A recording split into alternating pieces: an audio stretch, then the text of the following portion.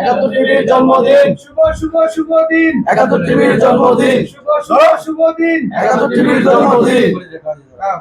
এই যে ইয়ে আছে ভাই, টিস্যু দেখাবে, টিস্যু দিলো, টিস্যু দিয়ে সহকারে খাওয়া নিয়ে দিত, টিস্যু দিলো এলো।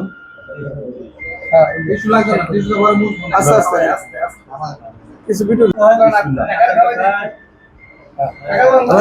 খাওয়া যায় তুই।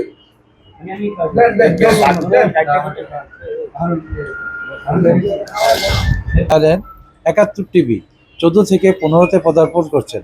১৪ সংখ্যাটা আপনারা জানেন, এটা কৈশোর সংখ্যা। এটা আস্তে আস্তে ধীরে ধীরে যৌবনের দিকে পদার্পণ করছেন।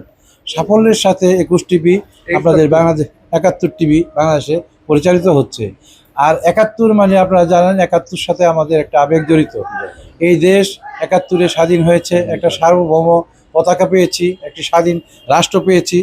সেই লক্ষ্যেই ৭১ টিভি আমাদের সাথে এই বাংলাদেশের আপামর জনতার, কৃষক, শ্রমিক সকলের খবরাখবর সুন্দরভাবে প্রত্যন্ত অঞ্চল থেকে পৌঁছাচ্ছে।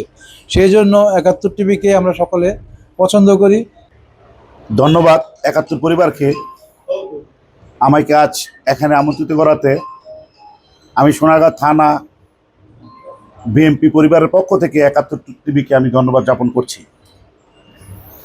৭১ টিভি বস্তুনিষ্ঠ খবর পরিবেশন করে, আমরা অতীত দেখেছি, অতীতের নয় সামনের দিনগুলোতে যেন ৭১ টিভি ভালোভাবে যাতে খবর পরিবেশন করে, আমি সেই সাফল্য কামনা করছি। ৭১ টিভির জন্মদিন, ৭১ টিভির ১৪ পেজে ১৫ বছর পদার্পণের আমাকে আমন্ত্রণ করার জন্য যারা আমন্ত্রণ করেছেন তাদেরকে ধন্যবাদ জানাচ্ছি।